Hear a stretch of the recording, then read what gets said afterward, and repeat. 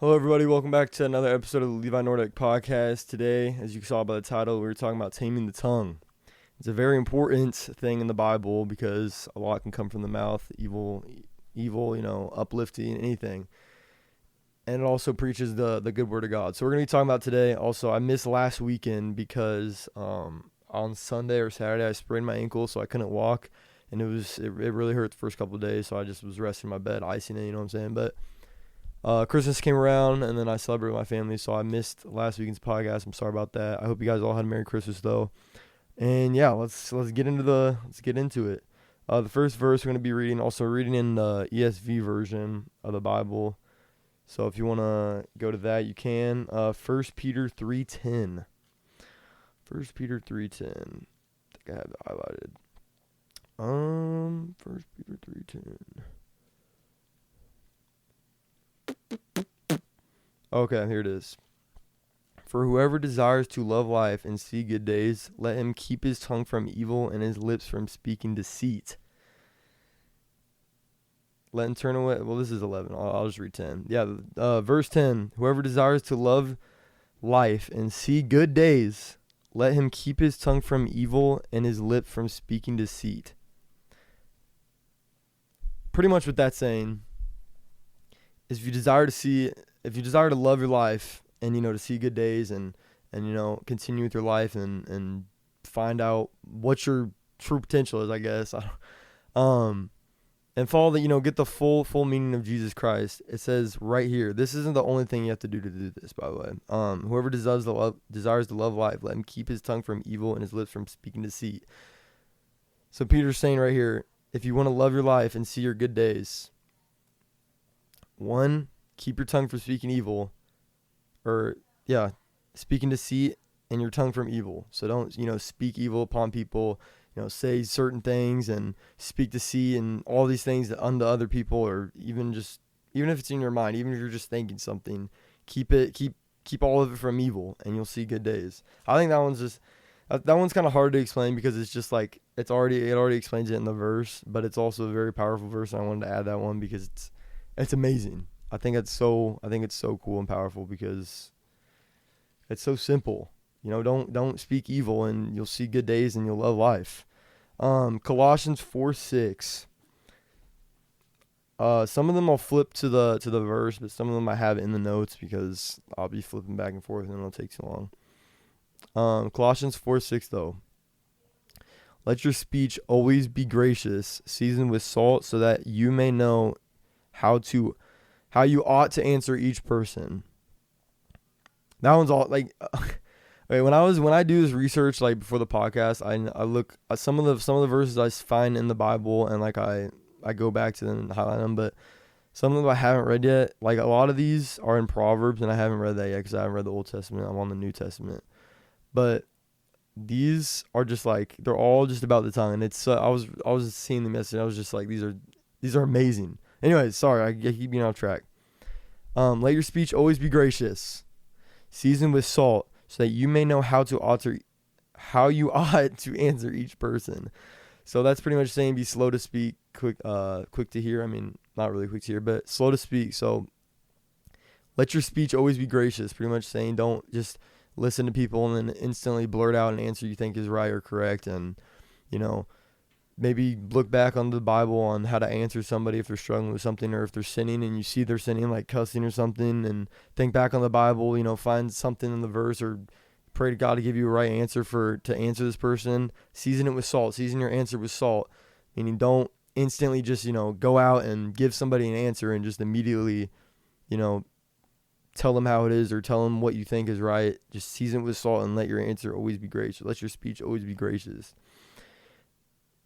So you may know how you ought to answer each person. I think that one's just amazing. So don't just, go out, have conversation, serious conversation with somebody and just, blurt out everything you think is right or how you think, I struggle with that too sometimes. I just instantly say what I think is right, hear them, take the answer in, and then think about it. Let your speech be gracious and season it with salt. Don't just give an answer you think is right. Take their side, go back to the Bible if it's something serious, and then, judge according to the Bible and help them according to the Bible. Next verse. Ephesians 4:29.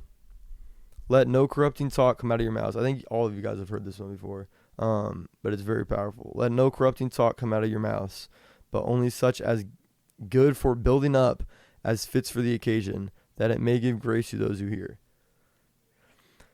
So, let no corrupting talk come out of your mouths. This is the first sentence with the comma. That's just no corrupting talk. No cussing, no gossiping, no cutting somebody down. Seeing them, making fun of them. No corrupting talk come out of your mouths, but only such as good for building up.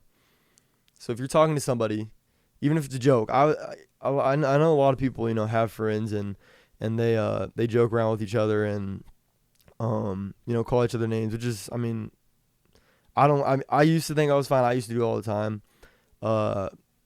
But I feel like you guys only even if you're the bestest friends of all time, you guys have been best friends for 10 years or however long, and you guys jokingly cut each other down. I don't think it's bad if it, doesn't hurt each other. I know you guys probably think, oh, it's fine, but there might be this one thing that you say that this person, maybe has a hurt or has been struggling with, and then it hurts them, but they act like it's all okay.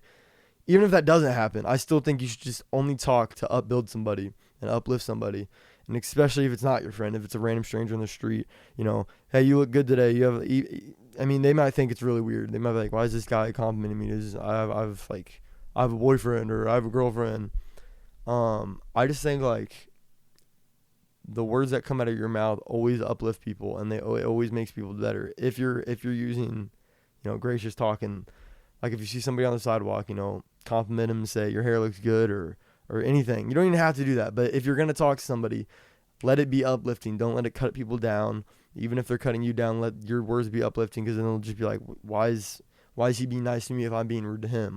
That makes no sense. And then they'll think back and be like, well, Jesus in his life, maybe that's why. And then maybe they follow Jesus because of you. Who knows? But how you talk to people is very strong, because it can help them maybe get closer to God, knowing that you're closer to God and you handle situations amazingly or all these things. But let all your freaking don't let any corrupting talk come out of your mouths, but only such as is good for building up, as it fits for the occasion, that it might give grace to those who hear.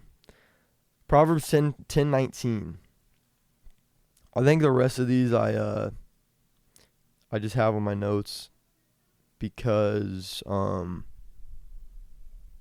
it's Proverbs. I haven't read that yet, and I like to go in order in the Bible and highlight everything. But okay, Proverbs 10:19.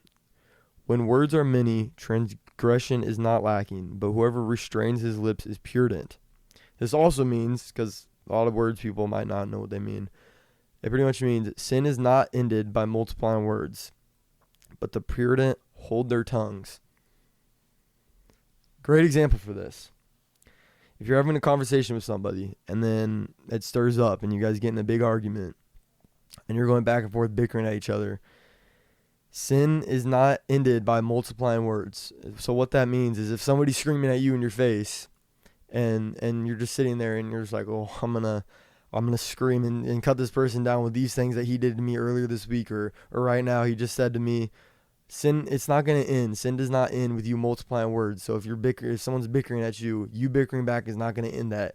The only thing it does is just multiply the sin in the conversation or anger and all this, and it just leads to more sin and more sin.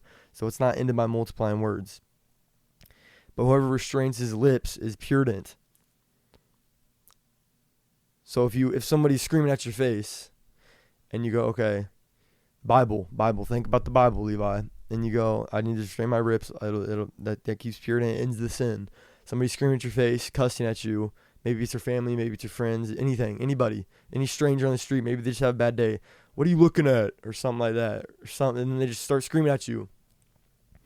Take what they say. Just even if they're screaming at your face, you know what I'm saying?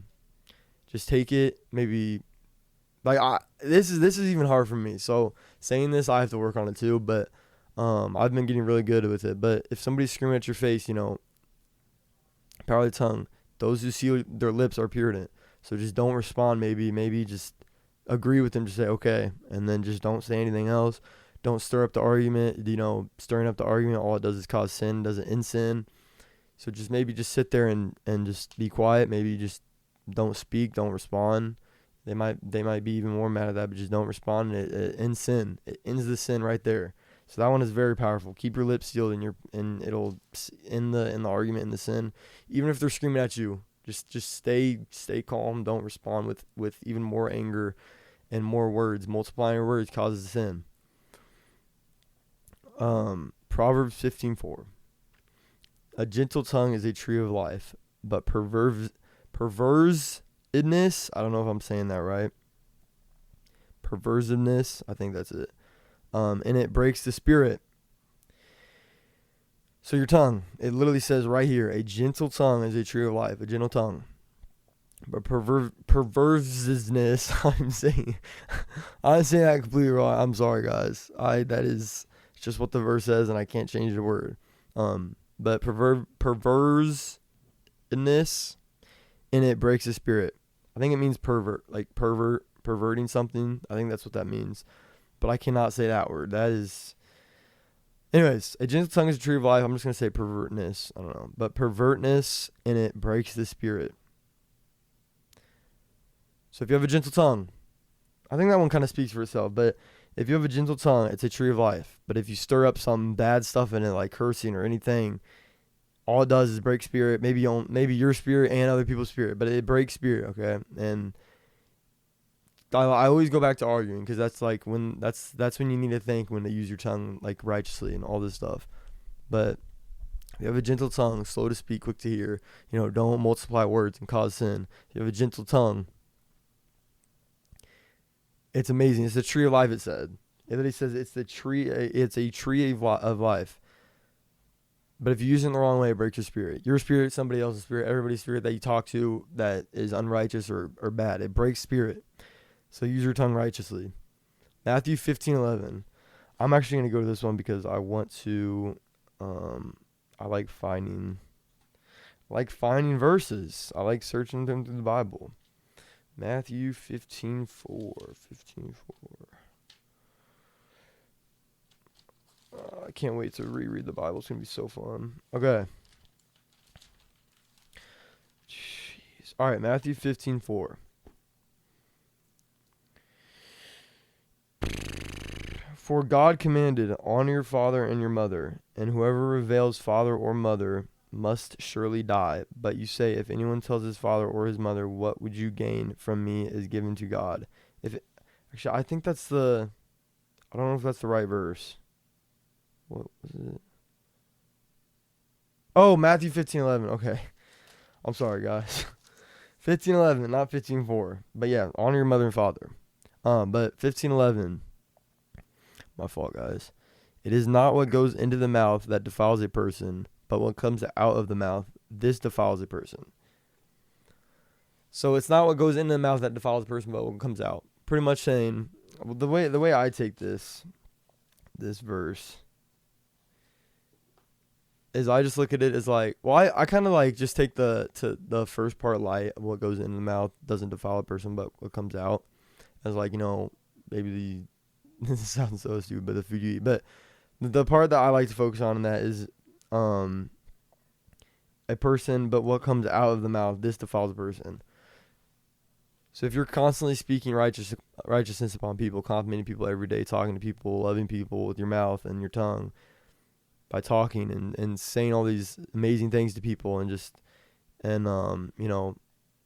don't know, just loving people by your words, and other people see this, and you're doing it yourself, that defiles you as a person. Like if somebody else sees you doing this and talking to people with this amazing tone and just loving them with your words and all these things, that defiles you. That somebody, maybe in the distance, maybe you have a kid, they're gonna see you and they're gonna look up to you. They're like, this is who my dad is. I want to be like this. I love this, and they see, other people see how other people react when you talk to people with these words, of righteousness. But let's say it's unrighteous talk, and you're screaming at people all the time, or you're getting mad. Other people in your family, maybe it's your friends, maybe your friends see you talking to other friends with this unrighteous talk, and you're just screaming. You always get mad randomly, and maybe you think it's a joke. Maybe it is a joke, but you're still being super rude, and you're still cursing people out, or all these things. Maybe let's go back to like you and your friends always making fun of each other. Let's say you guys, this has been going on for 10 years. You guys are both fine with it. It doesn't matter. You guys both know it's a joke. But you're walking outside in public, and this stranger sees you guys making fun of each other, or talking like bad about each other as a joke, right? But you have like a cross around your neck, and this stranger sees, he believes in God, and he's talking like this, like why would he do that? This person's immediately gonna like think, oh well, and it says not to judge, but this is judging righteously. If you have a cross around your neck and you're a firm believer of God, but you're cutting down your friend as a joke, that person might not think it's a joke, and that instantly defiles you as oh, this person believes in God but acts like this. So I would just think about that. Like even if you're joking or even if you're being serious, whatever you speak, what comes from your mouth defiles you as a person. And don't let people see you're a Christian and talk all these ways and curse at people and be rude to people. And they're gonna see, oh wow, this dude believes in God. Why is he acting like this? It defiles you as a person. Whatever you speak defiles you as a person. So I'll just be careful with that. That one's a scary verse, but it's also very powerful. On to the next verse. All right. Proverbs 26:20. Yeah, there's a lot of Proverbs verses in here, so I'm excited to read Proverbs when I read the Old Testament. I'm almost done with the New Testament, but Proverbs 26:20. Why does it keep doing that? For a lack of wood, the fire goes out, and there is no whisper, quarreling ceases. So what this is meaning, when it talks about for the lack of wood, fire goes out. You guys know what that means. If you don't add wood to a fire, then it's gonna go out. Same with if there's no whisper, the quarreling ceases. Which also in the Bible, I didn't know this either, but whisper means like gossip. So if there's no gossip, quarreling ceases. And I also put a definition of gossip because I know a lot of people don't really know what gossip means, or they think one thing and it's the other. Gossiping this is according to the Bible. I looked up. Well, this is on Google. I looked up what it meant in the Bible. A destructive sin involving sharing private, often negative information about others secretly, breaking trust, causing division, and damaging reputations, characterized by whispering. This is what it means. It's saying this is what it says in the Bible.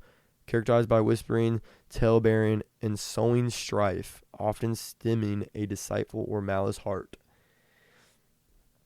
So pretty much, talking, cutting someone's character down behind their back when they don't know, and a lot of people say, well, I'm just saying what happened. Well, you don't need to tell another person what happened. Like if something bad happened to you, or if someone did something that you didn't like, why would you go to another person and talk? Yeah, I may get the stuff off your chest, but if you're telling somebody else what happened to you and that person, that's immediately taking what happened with them that you didn't like, telling somebody else, and that immediately cuts down their character behind their back. And they don't know that you're doing it, and you're telling this other person, and that other person's immediately gonna be like, wow, why did they do that? That's cutting their character down behind their back. It's gossip. Yes, if there is no gossip, quarreling ceases. So if you don't talk behind people's back, all quarreling ceases. It ends. Everything bad ends. So don't gossip. That one's amazing. And also, for lack of wood, the fire goes out. For lack of gossip, the quarreling ceases. It's just amazing.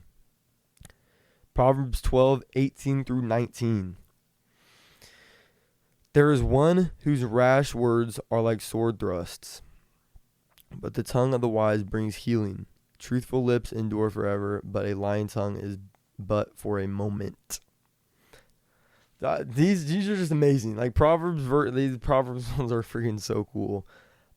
Pretty much, this is just saying, rash words are like sword thrusts.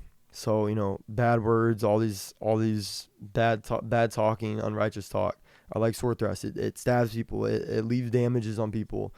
But the tongue of the wise brings healing. Truthful lips endure forever. Wise tongue, righteous tongue, healing tongue. It literally says a righteous tongue or a wise tongue brings healing. It heals. Like, that's just insane. If you have a righteous tongue, it literally saying it heals. It heals. So if you, again, uplift, heal, uplift.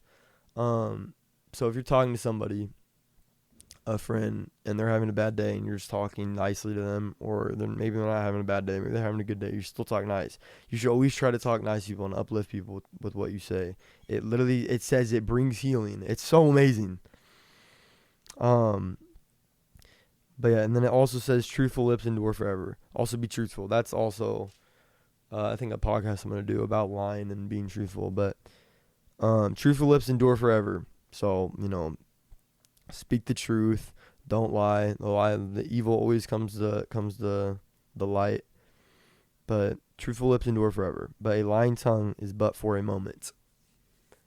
So truthful lips endure forever, but a lie is only for a moment. That one's very, very powerful. It kind of speaks for itself. Psalms 34:13. Keep the tongue from evil and your lips from speaking deceit. That one's kind of self-explanatory, but it's pretty much saying don't speak evil. Again, like I said earlier, keep your tongues from evil and your lips from speaking deceit. Don't lie. Don't curse. Don't talk people. Don't talk to people with unrighteous talk. Be with them even if they're having a bad day, even if they're being rude to you. Don't ever match unrighteousness with unrighteousness. Match unrighteousness with righteousness. Don't ever speak deceitful. Don't ever have malice talk, a malice heart or anything. Just be righteousness, talk righteousness, even if somebody else is being unrighteous to you. If you continue to multiply your words, like we saw in the other verse, if you multiply your words, it's not going to end the sin. It's just going to continue it. So just keep your lips sealed. Proverbs 15, 1 through 2. A soft answer turns away wrath, but a harsh word stirs up anger. The tongue of the wise commands knowledge, but the mouths of fools pour out folly. So 15:1, a soft answer turns away wrath, but harsh words stirs up anger. This kind of goes back to the multiplying words causes sin, but not sealing your lips ends the quarreling ceases. So if again, I always go back to arguing with people, but if you're arguing with somebody and they're cursing at you, or maybe it's not even that bad of an argument, maybe they're just disagreeing with you, or not, they're just like, I'm not doing that, it's just stupid, like whatever you're doing, it's just not right, it's stupid, my way's right. And you answer with, well, that's just stupid. We never agree. This is all so stupid. We never agree on anything. It's so dumb. This relationship is terrible, or something like that. That immediately just causes wrath. It just causes nothing but bad. It's just terrible. You just both get even more mad at each other. It continues. You say that, and it continues to get worse. Sin is multiplied. But if they say, well, this relationship it just always gets nowhere. Nothing ever goes the way we want it to, and it's just terrible. If you answer with, I'm sorry, that's my fault. I don't know. I guess we just should, talk to each other more about all this, and maybe, I don't know, just be by each other's sides more, and figure all this out, and I don't want to fight with you, I love you, all this stuff. If you answer like that, what are they gonna think? They're gonna be like, wow, it instantly is gonna stop. It's not gonna instantly stop. You guys, she might be like, or she might be mad, or be like, okay, thank you for understanding, or something like that. But it instantly ends it. It instantly ends the, maybe the argument you guys are having or something, and it'll calm it down. It'll, like it says, a soft answer turns away wrath. If you give a soft answer like that, the wrath instantly is going to slow down. It's going to stop maybe. But if you answer like, well, this is like, I thought the same way. This is so stupid. We never even get along. It's so dumb. If you answer like that, harsh words stirs up anger. It's going to stir up the anger. It's going to cause even more sin. You guys are going to go back and forth. Nothing's going to get anywhere. If you answer with a soft answer, it's instantly going to stop it. It's instantly going to turn away wrath, and it's instantly going to help anything. So just answer righteously, answer softly, answer just even if you don't want to, just do it, because it'll help you and everybody around you. The tongue of the wise commands knowledge, but the mouths of fools pour out folly. Tongue of the wise commands knowledge. The mouths of fools pour out folly. That one's kind of self-explanatory. Mouths of fools, cursing, being mad at people, always cutting people down, pours out folly. But the wise commands knowledge. The wise tongue commands knowledge. It's just, I don't know. The taming the tongue. It's really hard. That's all the verses, by the way. But I struggle with. I used to struggle really bad with cutting people down or talking harshly about people and not giving them the answer. Maybe giving them the answer I think they want. If I argue with people and I just get terribly mad at people and or maybe I'm not even arguing. Maybe I just say a joke. It's still like you shouldn't do that. You should love everybody. You should answer everybody softly, even if you don't want to. It'll help them. It'll help you.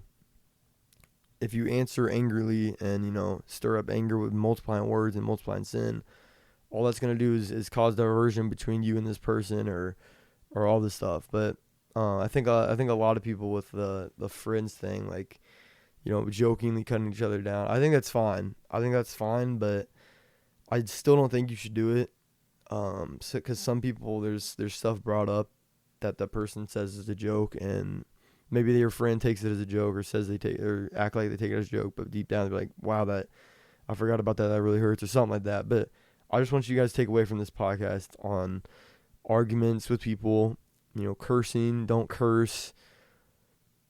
If you're arguing with someone, answer softly. Don't answer with anger. All it does is stir up wrath, and multiplying words just causes sin. So try to just be calm in a conversation or an argument. Just maybe if you're in an argument, just go back and think, well, the Bible says this, and then just try to calm down. Answer softly in the argument, in the wrath. Don't multiply your words. Don't constantly talk more and more and more and give what you think is right or what you think the right answer is. All it does is stir up sin and cause more sin. If it's an argument about God, go back to the Bible, judge righteously, just bring the Bible into it. But yeah, if it's just an argument about anything, just speak slowly, softly, and do not let sin take over. Just don't multiply your words. That's the easiest way. Don't multiply your words. Talk softly to people. Compliment people randomly. Say they look nice today, or I like your shoes, I like your pants, I like your shirt, anything. It's just it'll make people's day. But I love you guys, and I'm sorry I missed last week's podcast. This one I really wanted to get to because I also have to get really good with it. I'm getting better with just talking normally, but I still get really angry when stuff doesn't go my way. Like my camera just fell and hit this, and my screen protector broke. Like right here, my screen protector broke on my camera. And I was getting mad, and then I just stopped. I was like, it's fine, just doesn't matter. And then it ended up being my screen protector. I thought it was my screen, but it was my screen protector. But yeah, I was gonna get mad, and I didn't. Just even if it's not at somebody, even if you're not talking to somebody, don't get mad at. Just don't speak even in the quiet. Just don't curse and get mad and curse on video games, all these things. Don't do it because it's a sin. God still sees you. God still hears you. So just speak softly and control the power of the tongue. I love you guys, and I will see you on the next podcast. Peace.